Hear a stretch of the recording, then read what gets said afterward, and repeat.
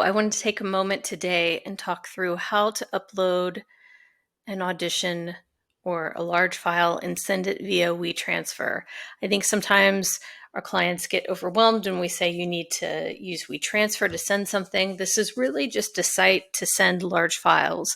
A lot of times if you are auditioning and trying to send a large video file and just attaching it to an email and hitting send, that email is not going to land for us. So here is what we do instead.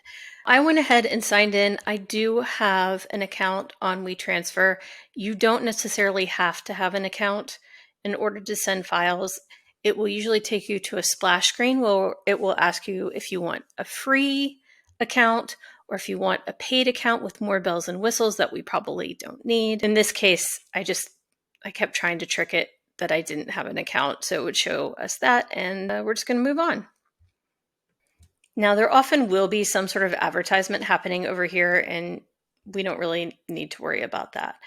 In order to grab your files that you want to send, you're going to come over here, and there's a plus button that you can hit to say either upload files, or you can select to upload a folder. For our purposes, you are probably going to upload your files. I went to the folder, I selected the files that I wanted to add, and here we are. And I'm just going to take a moment and say these have been sample renamed files. These happen to be MP3s, but casting is usually going to tell you how they want a file to be named. If not, your agency might have something that's pretty standard when we don't get instructions. But anytime you can rename your files with your first name, your last name, if they ask for multiple takes, a scene one, take one is really helpful if you're sending separate files. Here's one that's marked with a slate. And again, these will change depending on the project. Maybe someday we'll get some universal rules, but for now, everybody has their own way of doing things. So it's important to pay attention to that. And it is so helpful to rename your files before you send it to casting or to your agent.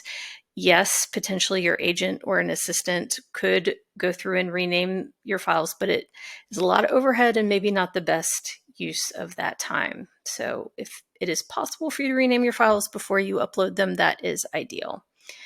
In this case, I often use get a link if I'm going to be pitching somebody, but if you're just emailing your audition, then you can say that you want to send an email transfer.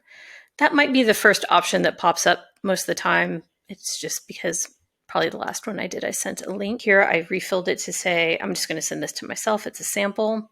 It's automatically going to title this the first file that you uploaded. So you can rename that.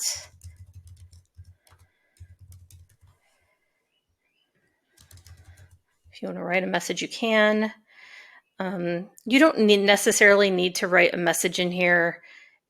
It just depends. If you want to, if casting's asked for specific information, or we've asked you to, fill in something that they want, submission notes, something like that, that might be appropriate. And then you're just going to hit the transfer button. And it's going to say, it's going to just upload. And then right now it's sending me an email with what I requested. It's also going to give me, again, because I have all this information, it'll give me a link. It'll allow me to download and look where I sent it. Don't set passwords on these things. It's just going to slow everybody down. This is when it's going to expire. And that's it. That's how you send a file via WeTransfer for audition files. I hope that helps.